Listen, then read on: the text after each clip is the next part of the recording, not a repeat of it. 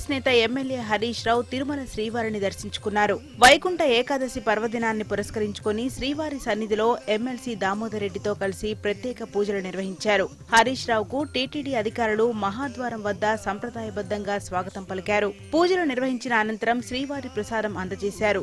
ఈ సందర్భంగా ఆలయ ప్రాంగణంలో AP deputy CM KE Krishnamurthy, Margadarsi MD Shailaja Kiran ను హరీష్ రావు ఆప్యాయంగా పలకరించారు. సీఎం కేసీఆర్ పాలనలో రాష్ట్రంలోని సాగునీటి ప్రాజెక్టులు త్వరగా పూర్తి కావాలని శ్రీవారిని మొక్కుకున్నట్టు హరీష్ రావు తెలిపారు.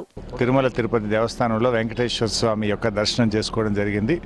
ముఖ్యంగా కేసీఆర్ గారి నాయకత్వంలో రెండవసారి టీఆర్ఎస్ ప్రభుత్వం రాష్ట్రంలో అధికారంలోకి రావడం, మరి ఆ స్వామి ఆశీస్సులతో రాష్ట్రం ఇంకా బాగా అభివృద్ధి జరగాలని, ముఖ్యంగా కేసీఆర్ గారి నాయకత్వంలో బంగారు తెలంగాణ నిర్మాణం కావాలని, ఈ ముఖ్యమంత్రి గారు తలపెట్టినటువంటి అన్ని ప్రాజెక్టులు అన్ని పనులు కూడా మరి మంచిగా పూర్తి కావాలని చెప్పి మరి ఇంత అద్భుతమైనటువంటి మెజార్టీతో తిరిగి ప్రభుత్వం అధికారంలో వచ్చిన సందర్భంగా వెంకటేశ్వర స్వామి ఆశీస్సులు తీసుకోవడానికి ఇక్కడ రావడం జరిగింది. ఆ స్వామి వారి మొక్కులు కూడా చెల్లించుకోవడం జరిగింది. మరి స్వామి యొక్క ఆశీస్సులతో రాష్ట్ర ప్రజలందరూ కూడా సుఖ సంతోషాలతో ఆరోగ్యాలతో కేసీఆర్ గారి నాయకత్వంలో చక్కగా అందరూ ఉండాలని, ఆ భగవంతుడి ఆశీస్సులు నిండుగా ఉండాలని